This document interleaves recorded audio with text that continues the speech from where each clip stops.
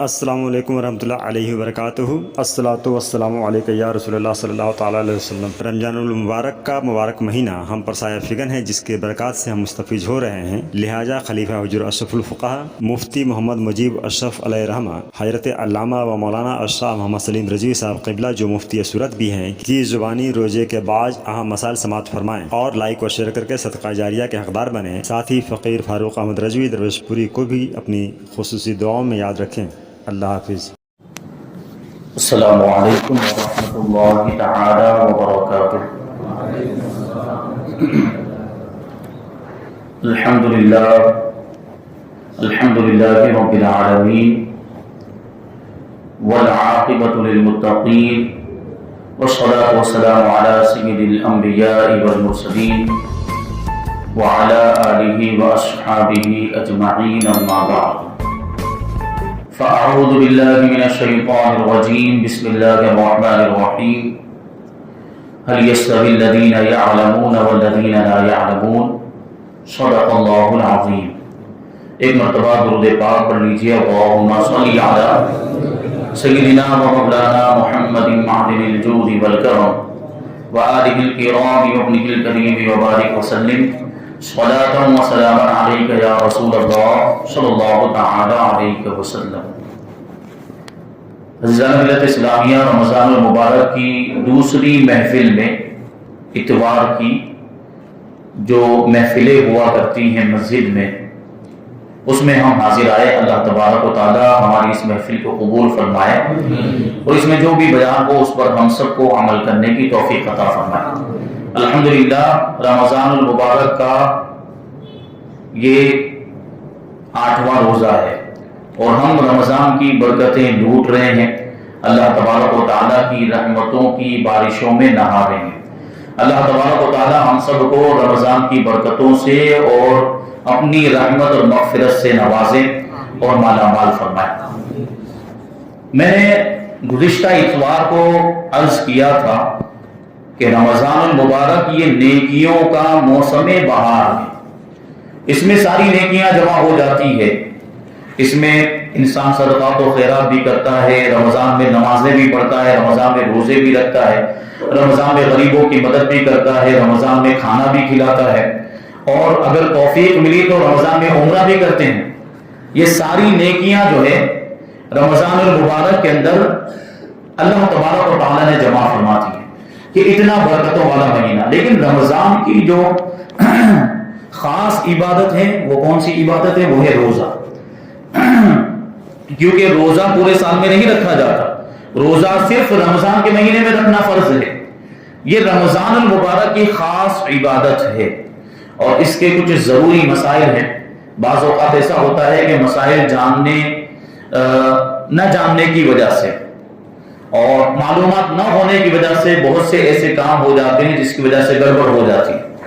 بسا اوقات ایسا ہوتا ہے کہ روزہ ٹوٹا نہیں ہوتا ہے اور ہم سمجھ لیتے ہیں کہ روزہ ٹوٹ گیا ہے اور پھر جان بوجھ کر کھا لیتے ہیں، تو پہلے نہیں ٹوٹا تھا اب ٹوٹ گیا۔ اور بسا اوقات ایسا ہوتا ہے کہ روزہ ٹوٹ گیا ہوتا ہے اور ہم سمجھ رہے ہوتے ہیں کہ روزہ نہیں ٹوٹا ہے اور اسی طرح ہم وقت گزار دیتے ہیں، حالانکہ ہمارا وہ ایک روزہ رہ گیا جو ٹوٹ گیا تھا۔ تو اس وجہ سے روزے کے ضروری مسائل جاننا یہ انتہائی ضروری ہے اور ہر مسلمان کے لیے لازم ہے جس پر روزے فرض ہیں۔ ہر مسلمان عاقل بالغ صحت مند انسان پر روزہ رکھنا فرض ہے، جو روزہ رکھنے کی استطاعت اور طاقت رکھتا ہے اس پر روزہ رکھنا فرض ہے۔ تو اس کے لیے روزے کے ضروری مسائل سیکھنا بھی ضروری اور فرض ہے۔ تو اسی وجہ سے ہم انشاءاللہ تبارک و تعالیٰ روزے کے ضروری مسائل کو شامل کریں گے۔ روزہ نام ہے صبح صادق سے لے کر غروب آفتاب تک کھانے پینے اور جیما یعنی ہم بستری سے رکنے کا۔ یہ تو تقریباً سب جانتے ہیں کہ صبح صادق سے لے کر غروب آفتاب تک یہ 3 کام نہیں کیے جا سکتے۔ اگر ان 3 کاموں میں سے کوئی بھی ایک کام کر لیا تو روزہ ٹوٹ جائے گا۔ تو اسی طریقے سے جو ان 3 کاموں کے معنی میں جو چیزیں آتی ہیں، یعنی جو چیزیں بول کر مراد دیا جاتا ہے یا جو ان کے اسباب بنتے ہیں، بسا اوقات ان سے بھی روزہ ٹوٹ جاتا ہے۔ جیسے بیان کیا جاتا ہے کہ سگریٹ، حقہ اور بیڑی پینے سے بھی روزہ ٹوٹ جاتا ہے۔ اسی طریقے سے پان ہے، تمباکو ہے اگر یہ چیزیں استعمال کی تو ان سے بھی روزہ ٹوٹ جائے گا. اگرچہ پان اور تمباکو کی جو پیک ہوتی ہے وہ بار بار تھوکتا رہے لیکن اس کے باوجود روزہ ٹوٹ جائے گا. کیوں؟ کیونکہ اس کے جو باریک اجزاء ہوتے ہیں, اس کے باریک ذرات ہوتے ہیں, وہ حلق میں ضرور پہنچ جاتے ہیں. اس وجہ سے اگر تمباکو بھی کھایا, آدمی کہہ رہا ہے کہ نہیں میں تو تھوک دیتا ہوں, میں نے تو صرف دانت کے پیچھے رکھا ہوا ہے اور جو بھی اس کی پیک ہوتی ہے وہ تھوک دیتا ہوں, حلق میں تو کچھ نہیں جاتا, یہ اس کا غلط دعویٰ ہے. کچھ نہ کچھ اس کے اجزاء حلق میں جاتے ہی ہیں اور اس سے روزہ ٹوٹ جاتا ہے. ایک بہت اہم مسئلہ جو آتا ہے وہ یہ ہے کہ آنکھ میں دوا ڈالنے سے اور کان میں دوا ڈالنے سے روزہ ٹوٹتا ہے یا نہیں. تو بیان کیا جاتا ہے, علماء ہندوستان کا تقریباً اس بات پر اتفاق ہے کہ آنکھ میں دوا ڈالنے سے روزہ نہیں ٹوٹتا اور کان میں دوا ڈالنے سے روزہ ٹوٹ جاتا ہے. اور علماء ہندوستان, ہم ہندوستان میں رہتے ہیں تو ظاہر سی بات ہے ہمیں ہندوستان کے علماء کو فالو کرنا ہے, ہندوستان کے مفتیان کرام کو فالو کرنا ہے. جس ملک میں ہم رہتے ہیں ہمیں اسی ملک کے علماء کے کہنے کے مطابق چلنا ہے. جو وہ بتائیں اس کے حساب سے ہمیں عمل کرنا ہے. ہم ہندوستان میں رہ رہے ہیں اور پڑوسی ملک کے مفتیان کرام کے فتووں پر عمل کر رہے ہیں. اس بات کو ذہن میں رکھیں کہ بسا اوقات ملک بدلنے کی وجہ سے بھی احکام بدل جاتے ہیں, جگہ بدلنے کی وجہ سے بھی مسئلے بدل جاتے ہیں.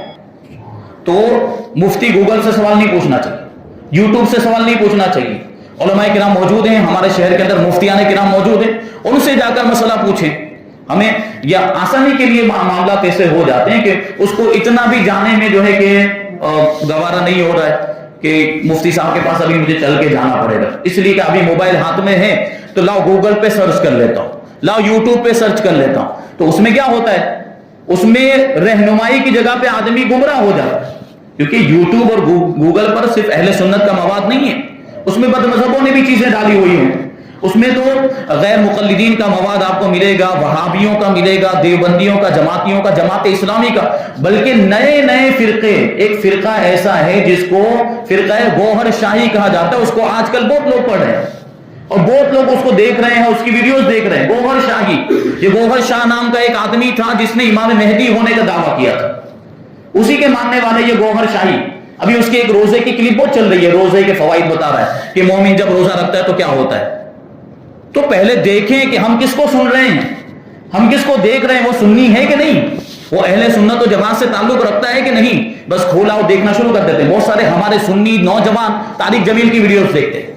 بھائی طارق جمیل ہمارا آدمی ہے, یہ پکا وہاں بھی خبیث ہے, اس کی تقریروں کے اندر کفریات بھرے ہوئے ہیں اور ہم اس کی تقریریں سنتے ہیں, بہت اچھا لگتا ہے, بہت اچھا بولتا ہے, بہت میٹھا انداز ہے. بھائی ایسے ہمارے پاس بھی مقررین موجود ہیں, ہمارے اہل سنت و جماعت میں بھی ایسے علماء موجود ہیں جو اچھا بولتے ہیں, جو میٹھا بولتے ہیں. اور پھر ظاہر سی بات ہے, معلومات حاصل کرنے کے لیے ہمیں اگر کچھ سیکھنا ہے تو اس میں میٹھا بولنا ضروری نہیں ہونا چاہیے. اس میں تو بس ہمیں علماء جو ہے وہ ہمارے ہونے چاہیے, اہل سنت و جماعت کے علماء صحیح بات بتا رہے ہوں تو ہمیں سننا ہے. ہمیں اس میں میٹھا ہے کہ کڑوا ہے کہ تیکھا ہے وہ دیکھنے کی, یہ کھانے کی چیز تھوڑی ہے. بھائی بات کڑوی لگے گی لیکن حق ہے, تو وہ طارق جمیل کو سننے لگ جاتے ہیں.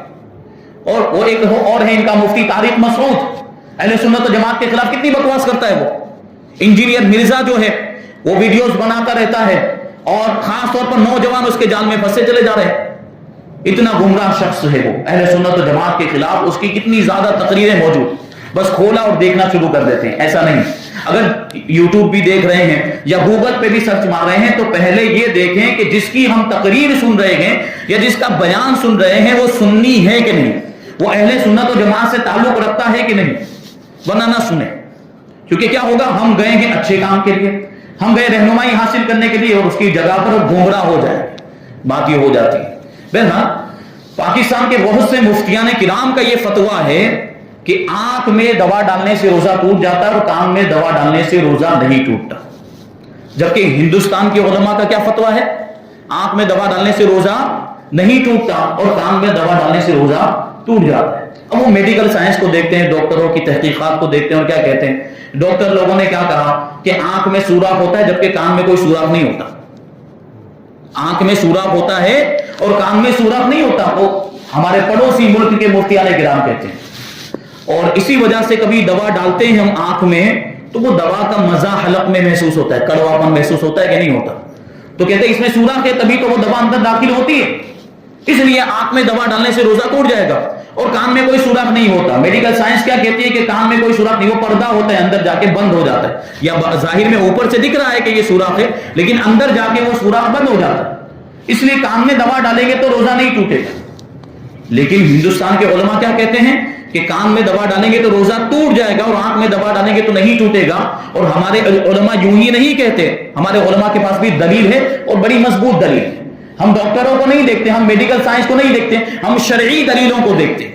یہ ڈاکٹر تو کچھ بھی بول سکتے ہیں، ان کی تحقیقات بدلتی رہتی ہے، سائنس کی تحقیقات اور ان کی ریسرچ بدلتی رہتی ہے، ان کے نظریات بدلتے رہتے ہیں، کبھی کچھ کہتے ہیں کبھی کچھ کہتے ہیں کبھی کچھ کہتے ہیں، لیکن ہماری جو عمارت ہے وہ شریعت کے دلائل پر قائم ہے۔ تو ہمارے جو علماء کہتے ہیں اس کو توجہ کے ساتھ سماعت کرنا ہے، بڑی گہرائی والی بات ہے، اس کو آپ سمجھیں گے تو پوری بات واضح ہو جائے گی اور دوسرے بہت سے مسائل اس کے ذریعے سے آپ حل کر سکتے ہیں۔ وہ مسئلہ یہ ہے کہ روزہ ان چیزوں سے ٹوٹتا ہے جو چیزیں منفذ اصلی یا منفذ غیر اصلی کے ذریعے سے جوف کے اندر داخل ہو، یہ شرعی قاعدہ اور اصول ہے۔ منفذ اصلی اور منفذ غیر اصلی یعنی نظر آنے والے سوراخ، جیسے قدرتی سوراخ ہے، منہ ہے، ناک ہے، کان ہے اور آگے پیچھے کا مقام، یہ ہے منفذ۔ اس کو کیا کہیں گے؟ منفذ۔ یہ ساتھ میں آپ دہراتے ہوئے بھی چلیں، یہ جو قدرتی سوراخ نظر آنے والے سوراخ ہیں جسم کے اندر، ان کو کیا کہتے ہیں؟ منفذ۔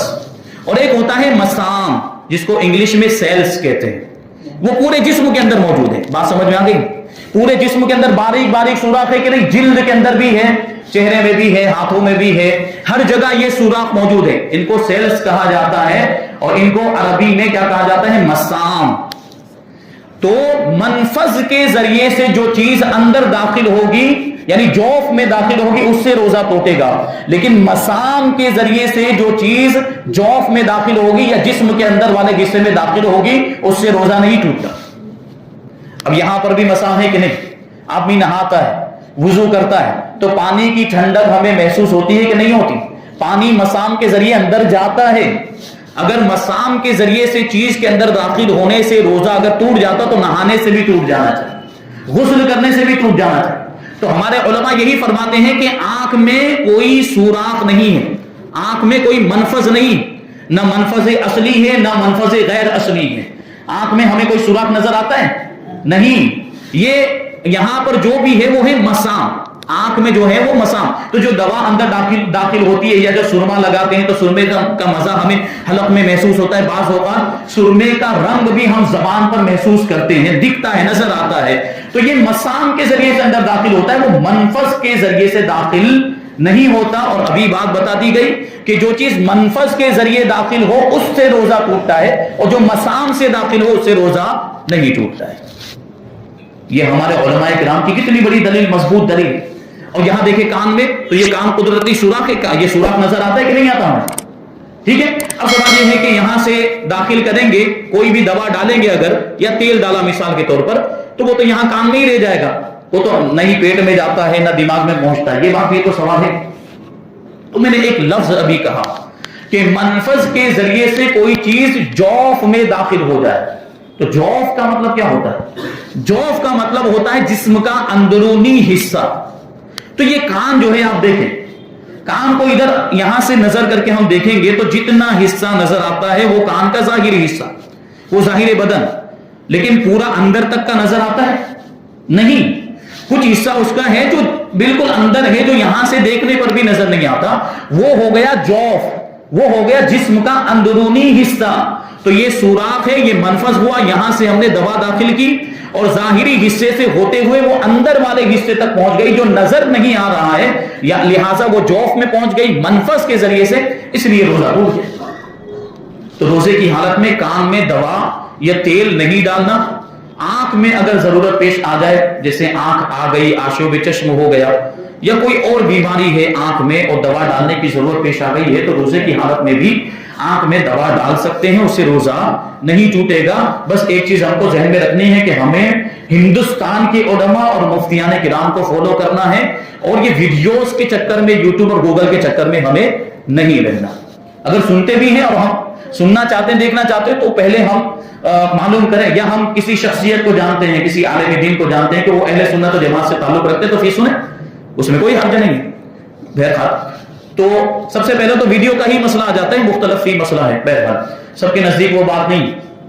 اب مسائل آگے چلتے ہیں تو دیکھیں کچھ علاج کے ایسے ذریعے ہوتے ہیں, کچھ علاج کی ایسی چیزیں ہوتی ہیں جن کے تعلق سے اکثر سوالات کیے جاتے ہیں. جیسے ایک سوال یہ بہت زیادہ آتا ہے کہ روزے کی حالت میں انجیکشن لگوانا کیسا. تو ابھی آپ نے سماعت کر لیا کہ انجیکشن کہاں لگاتے ہیں, رگ میں لگاتے ہیں یا گوشت میں لگاتے ہیں, کہیں بھی لگاتے ہیں, تو وہ قدرتی سوراخ یا نظر آنے والا غیر اصلی سوراخ, یعنی منہ میں ڈائریکٹ دوا ڈالی جاتی ہے, اس میں ناک میں ڈائریکٹ دوا ڈالی جاتی ہے یا کان میں, نہیں. اس میں کیا ہوتا ہے, یہاں اس سوئی کے ذریعے سے سوراخ کیا جاتا ہے, جو انجیکشن کی سوئی ہوتی ہے. تو اگر انجیکشن روزے کی حالت میں لگوایا تو اس سے روزہ نہیں ٹوٹے گا. حضور مفتی اعظم ہند کا بھی یہ فتویٰ, انجیکشن لگوانے سے روزہ نہیں ٹوٹتا. ہاں بعض جو انجیکشن ہوتے ہیں جو طاقت کے انجیکشن ہوتے ہیں, اور ایسے انجیکشن لگانے کی وجہ سے بھوک کا احساس نہیں ہوتا, پیاس کا احساس نہیں ہوتا, کمزوری کا احساس نہیں ہوتا, تو ایسے انجیکشن روزے کی حالت میں لگوانا مکروہ ہے. کیوں؟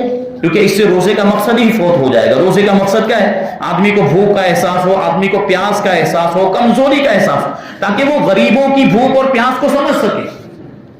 اب یہ ایسا انجیکشن لگوا دیا کہ جس سے بھوک کا احساس نہیں ہو رہا, پیاس کا احساس نہیں ہو رہا, کمزوری کا احساس نہیں ہو رہا ہے, تو روزے کا مقصد ہی فوت ہو گیا. اس لیے ایسا انجیکشن نہیں لگوا سکتے. ضرورت پڑ جائے اگر انجیکشن لگوانے کی, جیسے عام طور پر جو ڈائبٹیز والے ہوتے ہیں ان کے یہ مسائل ہوتے ہیں. ڈائبٹیز والوں کے لیے روزہ مکمل کرنا کبھی دشوار ہو جاتا ہے, خاص طور پر وہ لوگ جن کی ڈائبٹیز تھوڑی ہائی, تو وہ روزہ مکمل نہیں کر پاتے, بار بار بھوک لگتی ہے ان کو, اور زیادہ بھوک, ایسی شدت کی بھوک لگتی ہے بسا اوقات کہ وہ بدحال ہو جاتے ہیں. تو اگر انجیکشن سے کام چل سکتا ہو, کیونکہ انجیکشن لگا دے تو کنٹرول ہو جاتا ہے, تو انجیکشن لگوا لے اور روزہ مکمل کر دے. تو انجیکشن لگوانے کی جب اجازت ہے, اس سے روزہ نہیں ٹوٹتا ہے, تو انجیکشن کا استعمال کیا جا سکتا ہے روزے کی حالت میں بھی. اب ایک اور چیز آتی ہے, گلوکوز کی جو بوتل چڑھائے جاتے ہیں. آدمی بیمار ہو گیا اور اب ڈاکٹر نے کہا کہ بوتل چڑھانا پڑے گا گلوکوز کا, کمزوری زیادہ آ گئی. سب سے پہلے تو یہ مسئلہ سمجھے کہ آدمی ایسا بیمار ہو گیا کہ بہت زیادہ کمزور ہو گیا. اب اتنا کمزور ہو گیا کہ وہ روزے کو مکمل ہی نہیں کر سکے گا, تو پھر تو ویسے ہی شریعت اس کو اجازت دیتی ہے. بہرحال اگر نہیں توڑنا چاہتا ہے اور ڈاکٹر نے کہا کہ بہت زیادہ کمزوری آ گئی, آپ کو بوتل چڑھانا پڑے گا, تو بوتل چڑھانے کی اجازت ہے, کیونکہ وہ بھی مسام کے ذریعے سے جو بھی گلوکوز داخل ہوگا وہ مسام کے ذریعے سے داخل ہوگا, اس سے روزہ نہیں ٹوٹے گا. ایک چیز ہوتی ہے انہیلر. کچھ لوگوں کو دما کی بیماری ہوتی ہے, سانس کی بیماری ہوتی ہے, ان کو ڈاکٹر انہیلر سجیسٹ کرتے ہیں. انہیلر یعنی پمپ جو ہوتا ہے, وہ یہ جب سانس پھولنے لگتی ہے تو ایسے منہ میں رکھ کے اس کو دباتے ہیں. تو سوال یہی ہے کہ اگر روزے کی حالت میں انہیلر کو استعمال کیا تو روزہ ٹوٹے گا یا نہیں ٹوٹے گا؟ تو اس کا جواب یہ ہے کہ انہیلر اگر روزے کی حالت میں استعمال کیا تو روزہ ٹوٹ جائے گا. کیوں؟ کیونکہ اس میں دوا ہوتی ہے. جو انہیلر ہوتا ہے اس میں دوا ہوتی ہے, اس میں پاؤڈر ہوتا ہے یا لیکوڈ کچھ نہ کچھ ہوتا ہے, اور جب اس کو انہیل کرتے ہیں تو وہ دوا حلق میں چلی جاتی ہے, تو اس سے روزہ ٹوٹ جائے گا. اب اس میں کچھ مریض ایسے ہوتے ہیں کہ جو رات میں اگر ایک مرتبہ انہیلر استعمال کر لیں تو پورا دن ان کا نکل جاتا ہے, پھر ان کو دوبارہ استعمال کرنے کی ضرورت پیش نہیں آتی. تو ان کے لیے تو لازم اور ضروری ہے کہ وہ رات میں ایک مرتبہ انہیلر استعمال کر لیں اور روزہ مکمل کریں. اب اگر ایسی صورت میں جب ان کے لیے رات میں انہیلر استعمال کرنا کافی تھا اور انہوں نے رات میں استعمال نہیں کیا اور دن میں روزے کی حالت میں پھر استعمال کر رہے ہیں تو روزہ ٹوٹ جائے گا, کفارہ بھی لازم ہوگا اور قضا بھی لازم. لیکن کچھ لوگ ایسے ہوتے ہیں کہ کبھی بھی یہ دورہ پڑ جاتا ہے, کبھی بھی سانس کے معاملات ہو جاتے ہیں, سانس پھولنے لگ جاتی ہے. دما کے جو مریض ہوتے ہیں ان کی کیفیت کبھی بھی تبدیل ہو جاتی ہے, ان کا کوئی جیسا فکس نہیں ہے. تو اس نے روزہ رکھا, ایسے مریض نے روزہ رکھا, اب روزے کی حالت میں اس کی طبیعت بہت زیادہ خراب ہو گئی, سانس بہت زیادہ پھولنے لگ گئی, اور اب معاملہ یہ ہے کہ انہیلر استعمال نہیں کیا تو طبیعت اور زیادہ خراب ہو جائے گی. تو اس کو انہیلر استعمال کرنے کی اجازت ہے, لیکن روزہ پھر بھی ٹوٹ جائے گا. روزہ تو بہرحال ٹوٹے گا, لیکن اس صورت میں جبکہ مجبوری والی صورت ہے, مجبوری کی حالت میں آدمی نے انہیلر استعمال کیا ہے تو صرف قضا لازم ہوگی, کفارہ لازم نہیں ہوگا. یعنی بعد میں جب اس کی طبیعت صحیح ہو جائے رمضان کے بعد اس روزے کی اس کو قضا کرنی پڑے گی. یہ انہیلر کا استعمال. اب ایک چیز آتی ہے کبھی بیمار ہو جاتا ہے آدمی تو ڈاکٹر کیا کہتے ہیں خون ٹیسٹ کروانا پڑے گا, خون کی جانچ کروانی پڑتی ہے. تو روزے کی حالت میں خون ٹیسٹ کروانا کیسا ہے؟ تو یہاں بھی بات سمجھ میں آ گئی ہوگی کہ یہ انجیکشن داخل کیا جاتا ہے اور اس سے خون نکالا جاتا ہے. بس اوقات یہاں پہ تھوڑا سا کٹ لگایا جاتا ہے انگلی میں اور اس سے خون نکال لیا جاتا ہے. یعنی ان کو جتنی مقدار کی ضرورت ہوتی ہے اس اعتبار سے وہ ٹیسٹ کے لیے خون لیتے ہیں. اگر تھوڑے سے خون کی ضرورت ہے, ایک ہی قسم کی جانچ کرنی ہے تو وہ یہاں سے لے لیتے ہیں. اگر مختلف قسم کی جانچ کرنی ہے ان کو, اس میں بہت ساری چیزیں ہوتی ہیں, خون کے بہت سارے اجزاء ہوتے ہیں, تو اس کو جانچنا ہوتا ہے تو زیادہ مقدار میں لیتے ہیں. بہرحال اگر خون نکالا تو اس سے روزہ نہیں ٹوٹے گا. روزے کی حالت میں خون نکالا ٹیسٹ کرنے کے لیے تو اس سے روزہ نہیں ٹوٹے گا. لیکن اگر اتنی زیادہ مقدار میں خون نکال لیا کہ جس کی وجہ سے کمزوری آ جاتی ہے, جیسے پورا انجیکشن بھر کے خون نکال لیا, تو اس سے کیا ہوگا؟ بعض اوقات ہو سکتا ہے کبھی کچھ مضبوط لوگ ہوتے ہیں کہ زیادہ مقدار میں بھی خون نکال لیں تو ان کو کچھ فرق نہیں پڑتا. لیکن اگر تھوڑا سا پہلے ہی سے اتنا زیادہ طاقتور آدمی نہیں ہے, اگر اس کا اتنا زیادہ خون نکال دیں گے پورا انجیکشن بھر کے تو اس کو کمزوری آ جائے گی. تو اگر معاملہ یہ ہے کہ اتنی زیادہ کمزوری آ جائے گی کہ پھر وہ روزے کو مکمل نہیں کر سکے گا تو پھر یہ خون نکلوانے کی اجازت نہیں. ہاں اگر تھوڑا سا خون نکالا جاتا ہے جس سے کچھ فرق نہیں پڑے گا, کوئی کمزوری نہیں آئے گی, تو وہ نکلوانے کی اجازت ہے اور خون کی جانچ کروانے کی اور ٹیسٹ کروانے کی اجازت ہے. ایک مسئلہ ہم سے کسی نے پوچھا کہ ایک آدمی ہے, اس کا معاملہ یہ ہے کہ رات میں نیند پوری نہیں ہو پاتی تو وہ دن میں سوتا ہے, اور اس کے سونے کا معاملہ یہ ہے کہ جب تک وہ ناک میں دوا نہ ڈالے اسے چین کی نیند نہیں آتی, ناک بند ہو جاتی ہے, اور ناک کے بند ہو جانے کی وجہ سے بے چینی اور بے قراری والی کیفیت جس کی وجہ سے وہ سو نہیں پاتا. ڈاکٹر نے اسے وہ ایک دوائی دی ہوئی ہے, ڈراپس ہیں, ٹھیک ہے, جو ناک میں ڈالے جاتے ہیں, ایسے ناک میں اس کو ڈالتے ہیں تو ناک کھل جاتی ہے اور پھر آدمی چین کی نیند سو لیتا ہے. تو اب سوال یہ پوچھا کہ روزے کی حالت میں دوپہر میں اگر سو رہا ہے آدمی اور ناک میں یہ دوا ڈالی تو کیا حکم ہے؟ ظاہر سی بات روزہ ٹوٹ گیا ہے, ناک جو ہے یہ منفذ ہے.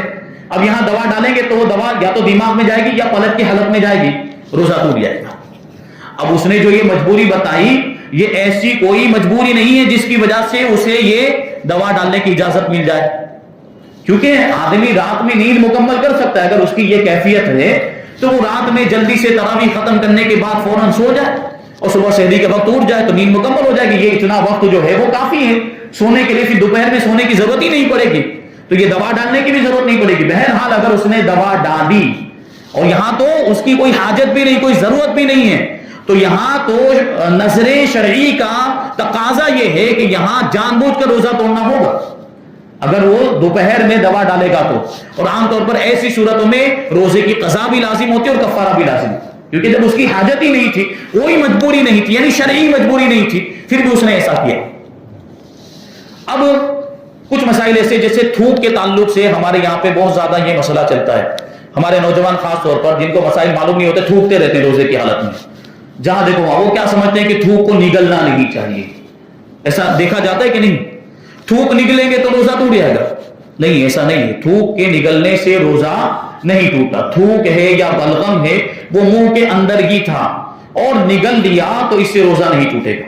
ہاں کیا کیا, تھوک کو باہر نکالا, مثال کے طور پر ہاتھ پہ نکالا, اب اسے نگل رہا ہے, یا دوسرے کا تھوک لیا اور اس کو نگل دیا تو اس سے روزہ ٹوٹ جائے گا. منہ کے اندر ہی تھا اور نگل دیا تو اس سے روزہ نہیں ٹوٹے گا. تو بہرحال یہ کبھی کچھ لوگ ایسا بھی کرتے ہیں کہ خوب زیادہ منہ میں تھوک کو جمع کرتے ہیں پھر نگلتے ہیں, ایسا بھی نہیں کرنا چاہیے. یہ بھی صحیح طریقہ نہیں. بہرحال اس سے بھی روزہ تو نہیں ٹوٹے گا لیکن ایسا کرنا نہیں چاہیے کہ تھوک جمع کر لیا, پورا منہ بھر گیا, اب نگل رہا ہے. یہ طبیعت جو نفیس طبیعت ہوتی وہ اس سے گھن محسوس کرتی, یہ اچھی چیز نہیں ہے. بہرحال تو اب ایک چیز آتی ہے, ایک مسئلہ یہ ہے کہ روزے کی حالت میں اگر احتلام ہو جائے تو کیا ہوتا ہے.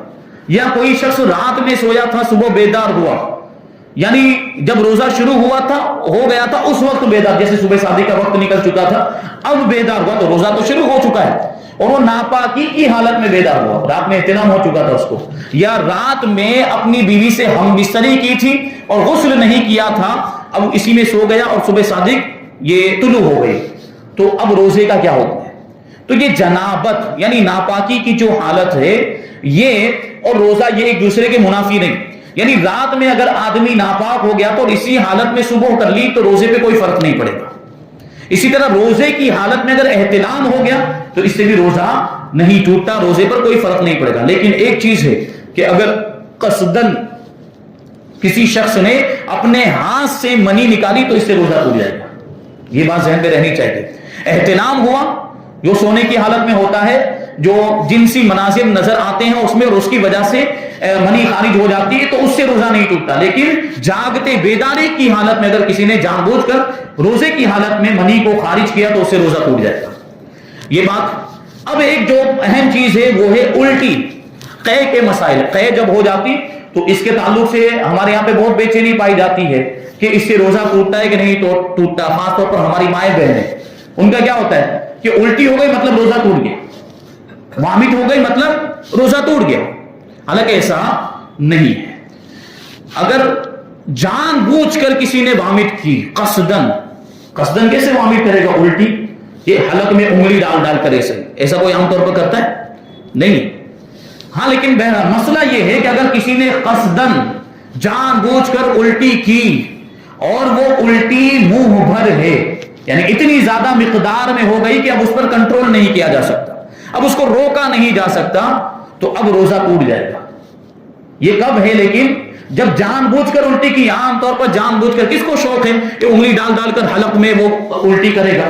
عام طور پر ایسا ہوتا نہیں. لیکن اگر کی تو اس کا حکم یہ ہے کہ اگر منہ بھر ہو گئی تو اس سے روزہ ٹوٹے گا. لیکن جان بوجھ کر الٹی کرنے میں بھی اگر وہ منہ بھر نہیں ہے, یعنی تھوڑی سی مقدار میں ہوئی یا اتنی مقدار میں ہوئی جس پر کنٹرول کیا جا سکتا ہے, جس کو روکا جا سکتا ہے, تو اس سے بھی روزہ نہیں ٹوٹتا. اور ویسے ہی بلا اختیار بلا قصد اگر الٹی آ گئی, جیسے کہ عام طور پر ہوتا ہے, کبھی کچھ ایسا کھا لیا یا زیادہ کھا لیا تو, یا پیٹ خراب ہے یا کچھ طبیعت خراب تھی جس کی وجہ سے الٹی ہو گئی, تو اب اس کا مطلب یہ ہوتا ہے کہ اب اس کی دو صورتیں ہوتی ہیں. ایک ہے کہ بلا قصد اور بلا اختیار جو الٹی ہوئی ہے وہ منہ بھر ہے یا منہ بھر نہیں ہے.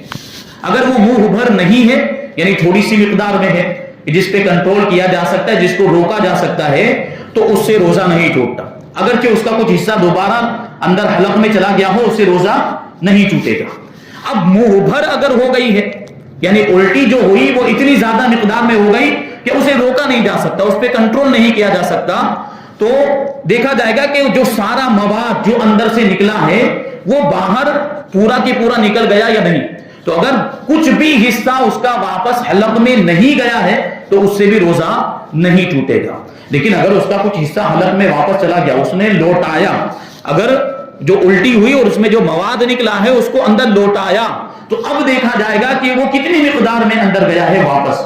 اگر وہ ایک چنے کے برابر یا اس سے زیادہ تھا تو روزہ ٹوٹ جائے گا, اور اگر اس سے کم تھا تو روزہ اس صورت میں بھی نہیں ٹوٹے گا. تو یہ مسئلہ ذہن میں رکھنا چاہیے, خاص طور پر جب ایسی کیفیت پیدا ہو جائے تو کوشش یہ کرنی چاہیے کہ جو بھی مواد نکل رہا ہے اندر سے الٹی کی صورت میں وہ ہم پورا کا پورا باہر پھینکیں, اس میں سے کچھ بھی واپس اندر جانے نہ پائے.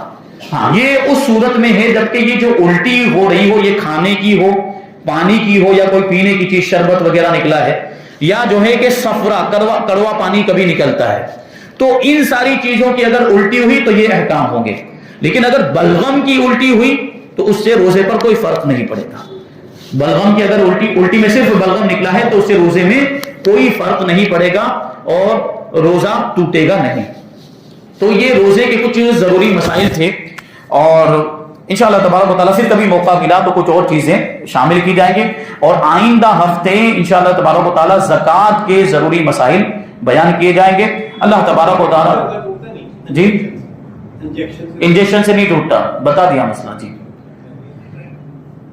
انشاءاللہ تبارک و تعالیٰ آئندہ ہفتے اتوار کو ظہر کے بعد زکوٰۃ کے ضروری مسائل بیان کیے جائیں گے. اللہ تبارک و تعالیٰ کی بارگاہ میں دعا ہے کہ جو کچھ بھی بیان ہوا ان سب پر ہم کو عمل کرنے کی توفیق عطا فرمائے. وما علینا الا البلاغ. السلام علیکم. صلاۃ والسلام. اگر ویڈیو پسند آیا ہو تو لائک اور شیئر کریں, اور اسی طرح کے مزید ویڈیو کے لیے ہمارے چینل رجا اسلامک آفیشیل کو سبسکرائب کریں.